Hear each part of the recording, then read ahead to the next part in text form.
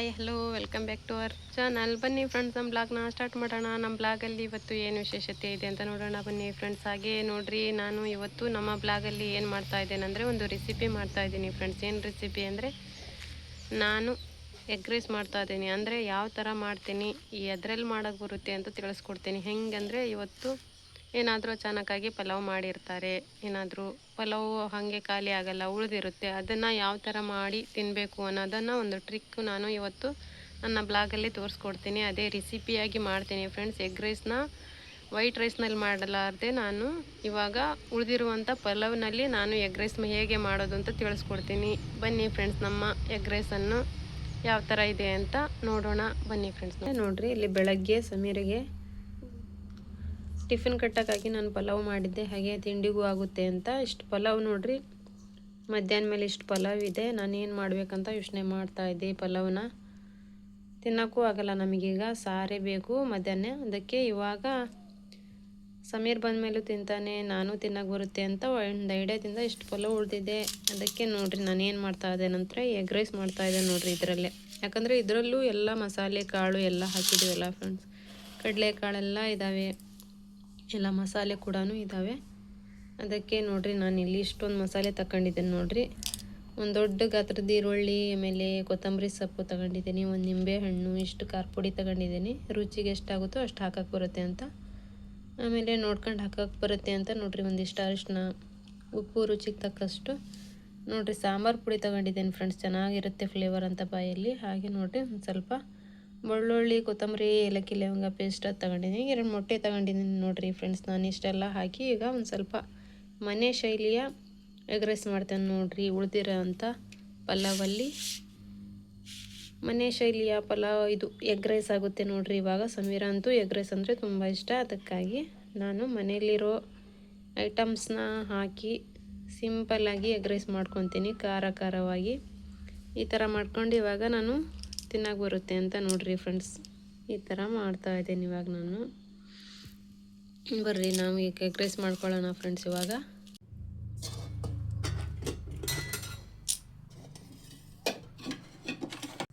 ನೋಡಿರಿ ಫ್ರೆಂಡ್ಸ್, ನಾನು ಇವಾಗ ಮೊದಲಲ್ಲಿ ನೋಡಿರಿ ಕಡಾಯಲ್ಲಿ ಎಣ್ಣೆ ಹಾಕ್ಕೊಳ್ತಾ ಇದ್ದೀನಿ. ಎಷ್ಟು ಬೇಕೋ ಅಷ್ಟು ಎಣ್ಣೆ ಹಾಕ್ಕೊಳ್ತಾ ಇದ್ದೀನಿ ಫ್ರೆಂಡ್ಸ್. ನಾನು ಎಲ್ಲ ಮಸಾಲೆ ಹಾಕ್ತೇವಲ್ಲ, ಮತ್ತು ಸೂಪರ್ ಆಗುತ್ತೆ ನೋಡಿರಿ.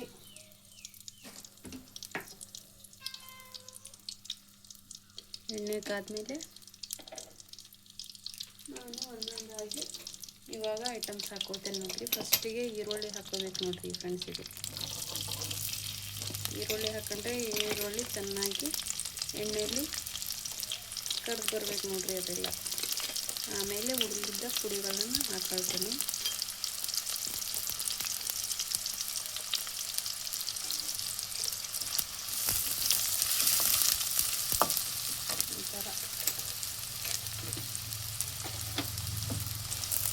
ಇದರಲ್ಲಿ ಈರುಳ್ಳಿನ ನೋಡಿರಿ ಫ್ರೆಂಡ್ಸ್, ಸ್ವಲ್ಪ ಚೆನ್ನಾಗಿ ಎಣ್ಣೆಲಿ ಕರ್ದು ಬರಬೇಕಷ್ಟೇ. ಉಳಿದಿದ್ದ ಮಸಾಲೆ ಏನು ಲೇಟ್ ಆಗೋಲ್ಲ.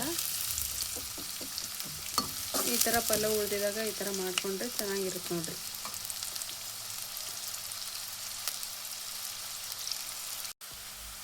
ನೋಡಿರಿ, ಇವಾಗ ಈರುಳ್ಳಿ ಈ ಥರ ಮಾದಿದೆ ನೋಡಿರಿ. ಇವಾಗ ಇದಕ್ಕೆ ನಾನು ಸ್ವಲ್ಪ ಕೊತ್ತಂಬರಿ ಹಾಕ್ಕೊತೀನಿ, ಸ್ವಲ್ಪ ಮೇಲಿಂದ ಹಾಕೊಳ್ಳೋಕೆ ಇಡ್ತೇನೆ ನೋಡಿರಿ ಫ್ರೆಂಡ್ಸ್. ಇವಾಗ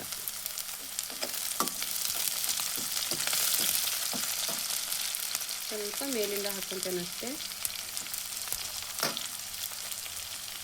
ಈಗ ನೋಡಿರಿ, ನಾನು ಸಾಂಬಾರು ಪುಡಿನೂ ಹಾಕ್ಕೊಳ್ತಾ ಇದ್ದೀನಿ. ಚೆನ್ನಾಗಿರುತ್ತೆ ಇದು ಕೂಡ.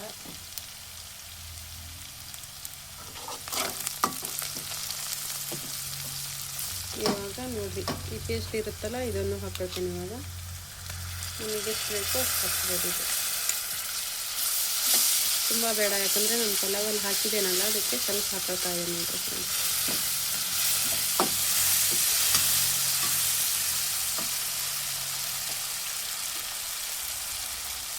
ಇವಾಗ ಅರಿಶಿನ ಪುಡಿ,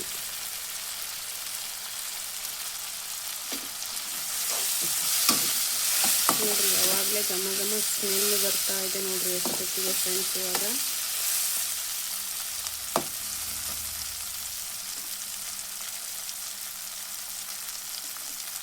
ಇವಾಗ ನಾನು ಡೈರೆಕ್ಟಾಗಿ ಇದನ್ನು ಆಫ್ ಮಾಡಿ ಸ್ವಲ್ಪ, ಯಾಕಂದರೆ ಮೊಟ್ಟೆ ಬೇಗ ಇದಾಗ್ಬಿಡ್ತಾವಲ್ಲ, ಮೊಟ್ಟೆ ಹಾಕ್ಕೊಳ್ತೀನಿ ಫ್ರೆಂಡ್. ಇವಾಗ ನಾನು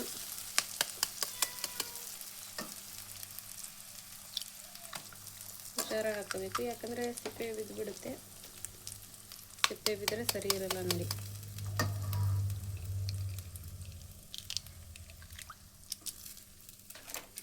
ಇವಾಗ ಆನ್ ಮಾಡ್ಕೊಳ್ತೀನಿ ಮತ್ತೆ ಗ್ಯಾಸ್ನ.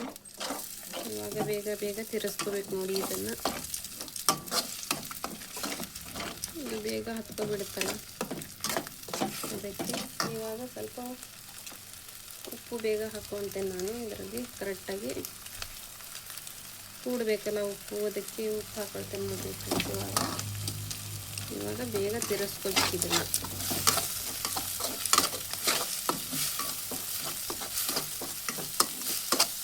ಇವಾಗ ಈ ಥರ ಹೋಗ್ಬಿಡುತ್ತೆ. ಉಪ್ಪು ಹಾಕಿಲ್ಲ ಅಂದರೆ, ಎಣ್ಣೆ ಹಾಕಿಲ್ಲ ಅಂದರೆ ಇನ್ನೊಂದು ಸ್ವಲ್ಪ ಹಾಕ್ಕೊಳ್ಳಿ. ಬೇಕೆಂದರೆ ಎಣ್ಣೆ ನಿಮಗೆ ಬೇಕಂದರೆ ಹಾಕ್ಕೊಬೋದು. ಇನ್ನೊಂದು ಸ್ವಲ್ಪ ಎಣ್ಣೆ ನಾನೊಂದು ಸ್ವಲ್ಪ ಹಾಕ್ಕೊಳ್ತೀನಿ.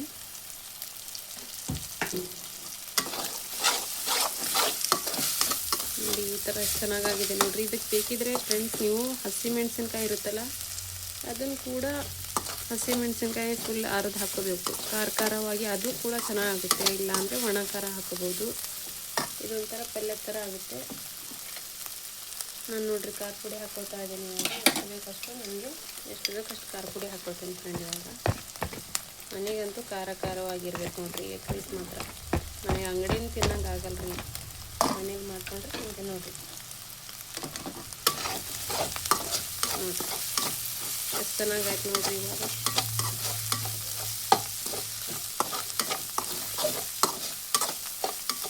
ಈ ಥರ ಆಗಿದೆ ಫ್ರೆಂಡ್ಸ್. ಇವಾಗ ಇದಕ್ಕೆ ನಾನು ನಿಂಬೆಹಣ್ಣನ್ನು ಹಾಕ್ಕೊಳ್ತೇನೆ ನೋಡಿ.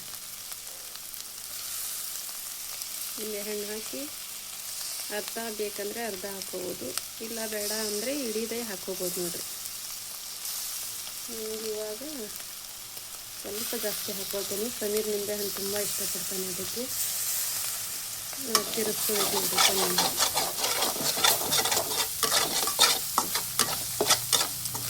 ಇಷ್ಟೇ ನೋಡಿರಿ ಫ್ರೆಂಡ್ಸ್, ಇದು ಪಲ್ಯ ಮಾಡ್ಕೊಳ್ಳೋದು. ಇನ್ನು ಜಾಸ್ತಿ ಹಾಕೋದೇನಿಲ್ಲ ಇದರಲ್ಲಿ. ಉಪ್ಪು ಖಾರ ಪುಡಿ ನೋಡ್ಕೊಂಡು ಹಾಕ್ಕೊಳ್ರಿ, ಯಾಕಂದರೆ ತುಂಬ ಖಾರ ಪುಡಿ ಇದು ಉಪ್ಪು ಜಾಸ್ತಿ ಆಗಿಬಿಟ್ರೆ ಬಾಯಲ್ಲಿ ಇಡೋಕ್ಕಾಗಲ್ಲ ನೋಡಿರಿ. ಇದು ರೆಡಿ ಆಗಿದೆ. ಇವಾಗ ನಾನು ಇದರಲ್ಲಿ ಅನ್ನ ಹಾಕಿ ಕಲಿಸ್ಕೊಬಿಡ್ತೇನೆ ನೋಡಿರಿ. ಇವಾಗ ನಮಗೆ ಎಷ್ಟು ಬೇಕೋ ಅಷ್ಟನ್ನು ಸ್ವಲ್ಪ ಹಾಕ್ಕೊಂಡು ಕಲಿಸ್ಕೋಬೇಕು, ಯಾಕಂದರೆ ಮತ್ತೆ ಮಸಾಲೆ ಕಡಿಮೆ ಆದರೆ ಸರಿಯಾಗಲ್ಲ. ಅದು ಎಗ್ ರೈಸು ಸರಿಯಾಗಿಲ್ಲ ನೋಡಿರಿ. ಅದಕ್ಕೆ ನಾನು ಸ್ವಲ್ಪ ಹಾಕ್ಕೊಂಡು ಫಸ್ಟ್ ಕಲಿಸ್ಕೊತೀನಿ ಫ್ರೆಂಡ್. ನಾನು ಬೇಕಂದರೆ ಮತ್ತೆ ಹಾಕ್ಕೊಳ್ತೀನಿ, ಇಲ್ಲಾಂದರೆ ಇಷ್ಟರಲ್ಲೇ ಕರೆಕ್ಟ್ ಆದರೆ ಇದೆ ಕರೆಕ್ಟ್ ಆಗುತ್ತೆ ಅಂತ ಮೆಜರ್ಮೆಂಟು. ಸಖತ್ತಾಗುತ್ತೆ ನೋಡಿರಿ.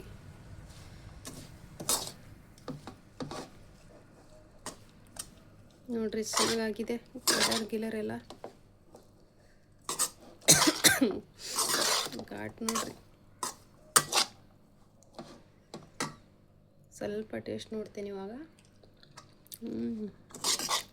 ಬಿರಿಯಾನಿ ಆದಂಗಾಗಿದೆ ನೋಡಿರಿ ಫ್ರೆಂಡ್ಸ್, ಎಗ್ ರೈಸ್ ಹೋಗಿ. ಇವಾಗ ಇನ್ನೊಂದು ಸ್ವಲ್ಪ ಇದಕ್ಕೆ ರೈಸ್ ಬೇಕಾಗುತ್ತೆ, ತುಂಬ ಮಸಾಲೆ ಆಗಿದೆ ಅಲ್ಲ.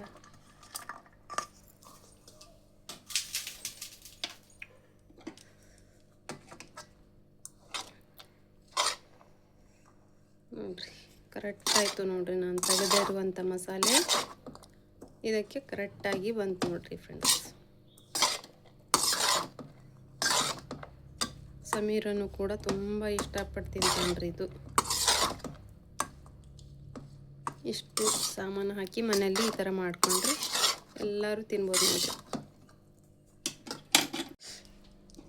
ಇವಾಗ ನೋಡಿರಿ ಎಲ್ಲ ನಾನು ಹಾಕ್ಕೊಂಡು ಕಲಿಸ್ಕೊಂಡಿದ್ದೀನಿ.